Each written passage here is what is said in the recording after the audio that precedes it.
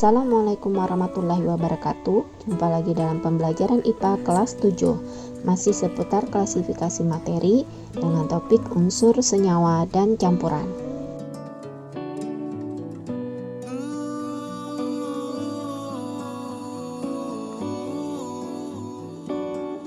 Materi atau zat adalah sesuatu yang memiliki massa dan menempati ruang. Berdasarkan wujud zat dibagi atas 3, yaitu padat, cair, dan gas. Penjelasan tentang ciri-ciri dan perubahan wujud zat ada pada deskripsi di bawah ini. Berdasarkan susunan dan komposisi kimianya, maka materi itu dibagi atas zat tunggal dan campuran. Zat tunggal terdiri dari unsur dan senyawa, campuran terdiri dari campuran homogen atau larutan dan heterogen. Zat tunggal merupakan materi yang seluruh bagiannya mempunyai susunan dan komposisi yang tetap. Zat tunggal diklasifikasikan menjadi unsur dan senyawa. Unsur adalah zat tunggal yang tidak dapat diuraikan lagi menjadi zat-zat lain yang lebih sederhana dengan reaksi kimia biasa.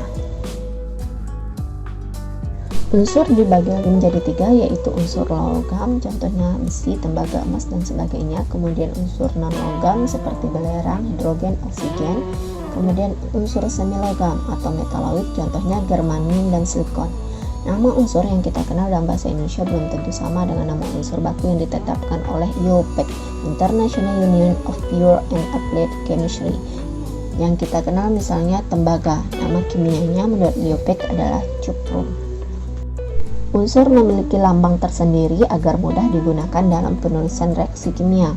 Lambang unsur memiliki sistem penulisan sebagai berikut. Yang pertama yaitu nama unsur diambil dari bahasa Latin. Contoh, nama Latin dari besi adalah ferrum, ditulis dengan lambang Fe. Yang kedua diambil dari huruf pertama dan ditulis dengan huruf kapital atau huruf besar. Contohnya oksigen, ditulis dengan O besar. Yang ketiga, apabila huruf pertamanya sama dengan, maka ditulis menggunakan 2 huruf, dengan huruf pertama kapital dan huruf keduanya kecil. Contoh, nitrogen ditulis dengan N dan nikel ditulis dengan N besar I kecil atau Ni. Berikut ini adalah tabel sistem periodik unsur-unsur kimia. Zat tunggal yang kedua yaitu senyawa. Senyawa didefinisikan sebagai zat yang dibentuk dari 2 atau berbagai jenis unsur yang saling terikat secara kimia dan memiliki komposisi yang tetap. Senyawa terdiri dari beberapa unsur, maka senyawa dapat diuraikan menjadi unsur-unsurnya dengan proses tertentu. Contoh senyawa yang paling mudah kita kenal adalah air. Senyawa air diberi lambang H2O. Senyawa air terbentuk dari 2 jenis unsur hidrogen dan 1 unsur oksigen. Dengan berdasarkan unsur penyusunnya, senyawa dibedakan menjadi 2, yaitu senyawa organik adalah senyawa yang mengandung unsur karbon atau C.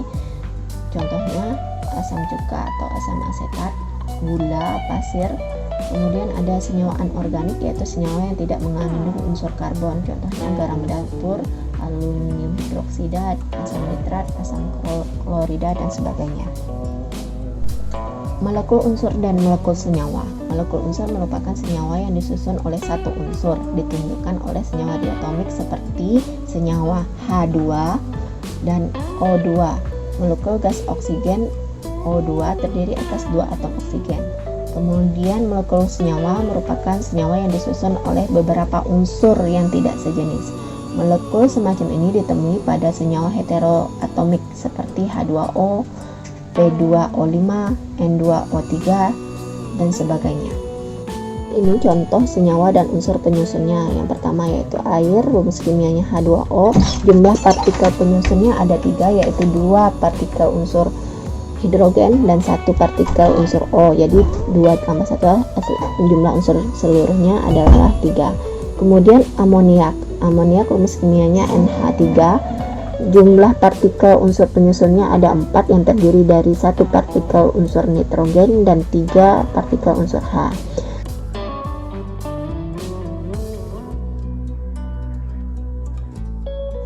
Berikut adalah perbedaan antara unsur dan senyawa dari segi penyusun, penguraian, sifat, proses pembentukan, ikatan, jenis, asal, dan contohnya.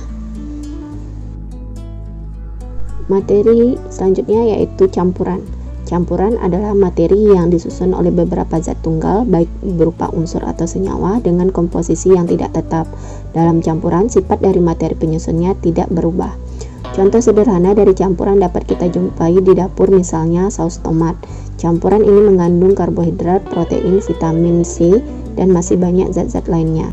Campuran homogen atau larutan memiliki ciri-ciri. Yang pertama, tersusun atas zat terlarut atau salut dan zat pelarut atau solvent dengan ukuran tidak jauh beda. Yang kedua, partikel zat yang bercampur akan tercampur secara merata. Kemudian yang ketiga, campuran tidak akan mengendap jika didiamkan. Kemudian yang keempat yaitu bening dan tembus cahaya. Yang kelima, campuran tidak dapat dikenali zat penyusun asalnya. Contoh, campuran air dengan alkohol, air dengan gula, dan air dengan... Berdasarkan sifatnya, larutan dibedakan menjadi 3, yaitu asam, basa, dan garam. Asam memiliki ciri-ciri rasa masam. Kedua, menimbulkan korosi atau perkaratan pada logam, mengubah kertas lakmus biru menjadi merah. pH atau derajat keasamannya kurang dari 7, menghasilkan ion H positif. Kemudian yang kedua, basa. Basa memiliki ciri-ciri rasa pahit, bersifat alkalis atau licin, dan kaustik atau merusak kulit. Kemudian yang ketiga, merubah kertas lakmus merah menjadi biru. pH atau derajat keasamannya lebih dari 7 dan menghasilkan ion OH-. Selanjutnya garam. Garam memiliki ciri-ciri merupakan hasil reaksi dari asam dan basa yang disebut dengan reaksi netralisasi. Kemudian sifat garam bermacam-macam, bisa asam dan basa tergantung dari zat pembentuknya. Garam memiliki banyak kegunaan, antara lain amonium klorida NH4Cl digunakan untuk bahan bubuk baterai. Kemudian amonium sulfat NH4 2 kali SO4 itu bahan pupuk dan sebagainya.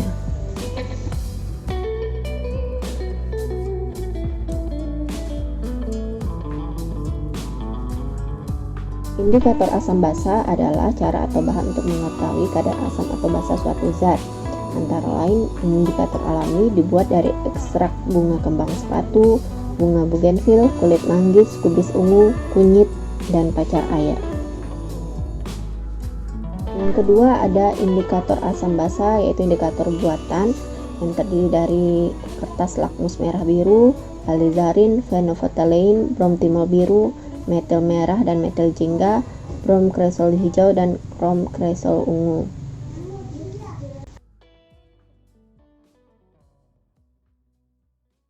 Cara selanjutnya untuk mengetahui kadar asam atau basa yaitu menggunakan indikator universal dan pH meter.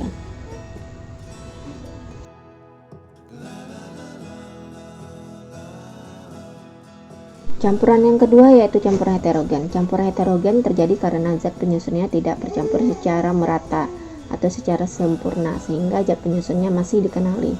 Ciri-ciri campuran heterogen yaitu pertama, partikel yang bercampur memiliki perbedaan massa jenis besar, keruh dan tidak tembus cahaya, terdapat endapan saat didiamkan, pencampurannya tidak merata.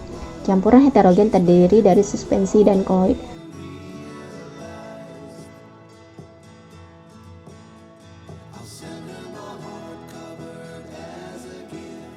Berikut ini adalah perbedaan antara larutan, suspensi, dan koloid.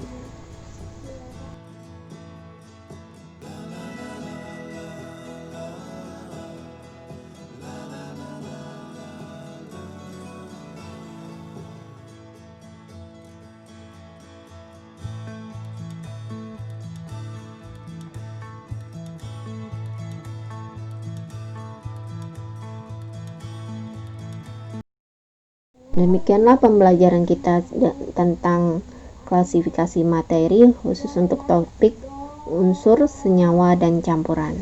Semoga bermanfaat. Wassalamualaikum warahmatullahi wabarakatuh.